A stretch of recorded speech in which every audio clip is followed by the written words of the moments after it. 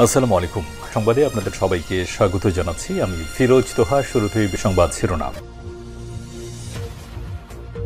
পুরোদমে Iran, Israel এবং নিরীহ ফিলিস্তিনিদের মাঝে ভয়াবহ যুদ্ধ শুরু হয়েছে। আর এরই মাঝে আমাদের হাতে এসেছে যুদ্ধের সব থেকে তাজা আপডেট সংবাদ। প্রথমেই জানাবো গাজা যুদ্ধ নিষ্ঠুরতম পর্যায়ে। জাতিসংঘের প্রধান অ্যান্টোনিও গুতেরেস আজ বলেছেন, ফিলিস্তিনিরা গাজায় যুদ্ধের নিষ্ঠুরতম পর্যায়ে পার করছে। সেখানে দীর্ঘ ইসরায়েলি অবরোধ আংশিকভাবে শিথিল করার পর ১ ডজনেরও বেশি ত্রাণবাহী ট্রাক লুট করেছে ইহুদিবাদীরা। আজ বার্তা সংস্থার প্রতিবেদনে বিষয়টি নিশ্চিত করা হয়।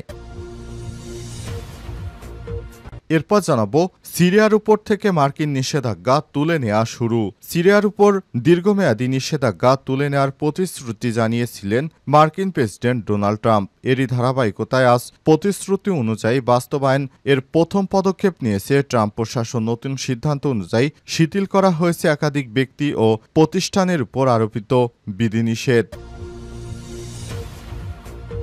এদিকে সন্ত্রাসী হামলায় আমাদের ২০,০০০ নাগরিক নিহত, জাতিসংঘে বলল ভারত। পেহেলগামে হামলার পর উত্তেজনার ২ সপ্তাহের মধ্যে সংঘাতে জড়ায় ভারত ও পাকিস্তান। ভারতের যুদ্ধবিমান ধ্বংস এবং উভয় দেশের ড্রোন ও সামরিক ঘাঁটি ক্ষতিগ্রস্তের পাশাপাশি নিহত হয় ২ দেশের অর্ধশতাধিক সামরিক বেসামরিক নাগরিক। এমন পরিস্থিতিতে ২ দেশই জাতিসংঘে তাদের প্রতিনিধি দল পাঠিয়েছে। এবারে জানাবো মে মাসে সাগরে ডুবে ৪২৭ জন রোহিঙ্গার মৃত্যু, বলছে জাতিসংঘ। চলতি মে মাসেই সমুদ্রে মৃত্যু ঝুঁকির নৌযাত্রায় অন্তত ৪২৭ জন রোহিঙ্গার মৃত্যু হয়েছে বলে জানিয়েছে জাতিসংঘ। আজ সংস্থাটি জানিয়েছে, মিয়ানমারে মানবিক সংকট ও তহবিল সংকটে পড়া রোহিঙ্গারা নিরাপদ আশ্রয়ের খোঁজে এই ঝুঁকি নিচ্ছে। এবং সর্বশেষ জানাবো উপদেষ্টা আসিফ ও মাহফুজের সঙ্গে এনসিপির কোনো সম্পর্ক নেই বললেন নাহিদ ইসলাম। জাতীয় নাগরিক পার্টি এনসিপির আহ্বায়ক নাহিদ ইসলাম বলেছেন, উপদেষ্টা আসিফ মাহমুদ এবং মাহফুজ আলমের সঙ্গে আমাদের কোনো সম্পর্ক নেই। তারা যদি রাজনীতি করতে চায় তাহলে তাদেরকে সরকার থেকে পদত্যাগ করে তারপর জনগণের কাতারে আসতে হবে। তারা পদত্যাগ করব কি করবে না সে বিষয়টি তাদের ব্যক্তিগত ব্যাপার। প্রিয় দর্শক, এতক্ষণ শুনছিলেন সংবাদ শিরোনাম, এবারে বিস্তারিত। তবে তার আগে বন্ধুরা অনুরোধ থাকবে এই সংবাদটিতে একটি লাইক দিন। এই চ্যানেলে আপনি নতুন হয়ে থাকলে আমাদের সংবাদটি দেখতে দেখতে চ্যানেলটি সাবস্ক্রাইব করে রাখুন। কমেন্ট করে বন্ধুরা আপনার মূল্যবান মতামত জানিয়ে দিন আপনি বিশ্বের কোন দেশ থেকে বা বাংলাদেশের কোন স্থান থেকে আমাদের সংবাদটি দেখছেন এবং শুনছেন। আর বন্ধুরা, গাজা যুদ্ধে আপনি যদি নিরীহ ফিলিস্তিনিদের ভালোবেসে থাকেন কমেন্টে ইয়েস লিখে বিশ্ববাসীকে জানিয়ে দিন। সংবাদটি আপনার সোশ্যাল মিডিয়া ফেসবুকে শেয়ার করে বন্ধুদের দেখার সুযোগ করে দিন। এবারে বিস্তারিত। গাজা নিষ্ঠুরতম পর্যায়ে। জাতিসংঘ প্রধান অ্যান্টোনিও গুতেরেস আজ বলেছেন, ফিলিস্তিনিরা গাজায় যুদ্ধের নিষ্ঠুরতম পর্যায়ে পার করছে। সেখানে দীর্ঘ ইসরায়েলি অবরোধ এবং আংশিকভাবে শিথিল করার পরও ১ ডজনের বেশি ত্রাণবাহী ট্রাক লুট করা হয়েছে। বার্তা সংস্থা এএফপির প্রতিবেদনে বলা হয়েছে, হামাসকে ধ্বংস করার লক্ষ্যে নতুন করে সম্প্রসারিত আক্রমণ চালানোর সময় ইসরায়েল সীমিত পরিমাণে খাদ্য সরবরাহ পুনরায় শুরু করার ঘোষণা দেওয়ার পর যুদ্ধবিধ্বস্ত অঞ্চলে ত্রাণ আবারও প্রবেশ শুরু করেছে। গাজার বেসামরিক প্রতিরক্ষা সংস্থার কর্মকর্তা মোহাম্মদ আল মোগাহির এএফপিকে বলেছেন, শুক্রবার ইসরায়েলি বিমান হামলায় কমপক্ষে ৭১ জন নিহত হয়েছে এবং ডজন ডজন আহত হয়েছে এবং ধ্বংসস্তূপের নিচে বিপুল সংখ্যক লোক চাপা পড়ে রয়েছে।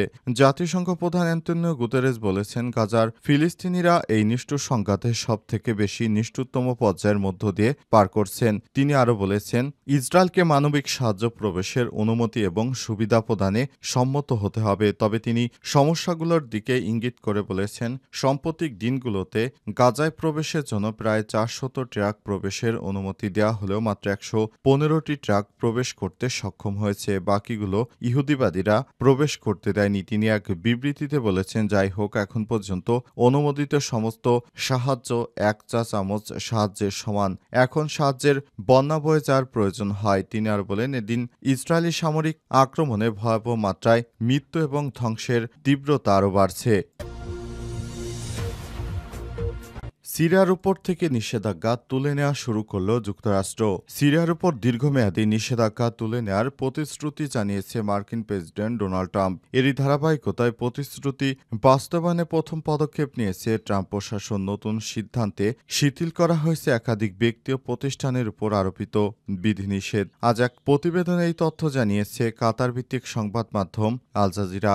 এর আগে গত 13 মে সিরিয়ার সাবেক নেতা বাশার আল আসাদের আমলে আরোপিত নিষেধাজ্ঞাগুলো আকস্মিকভাবে তুলে নেওয়ার ঘোষণা দেন ট্রাম্প প্রশাসন। সেই প্রতিশ্রুতির ধারাবাহিকতায় আজ মার্কিন ট্রেজারি বিভাগ এবং স্টেট ডিপার্টমেন্ট একযোগে বেশ কয়েকটি পদক্ষেপ গ্রহণ করেছে। ট্রেজারি বিভাগ এক বিবৃতিতে জানিয়েছে ট্রাম্পের আমেরিকা ফার্স্ট কৌশলের সঙ্গে সামঞ্জস্য রেখে এই পদক্ষেপ নেওয়া হয়েছে। এর ফলে সিরিয়ায় বেসরকারি খাতে বিনিয়োগের নতুন সুযোগ তৈরি হয়েছে।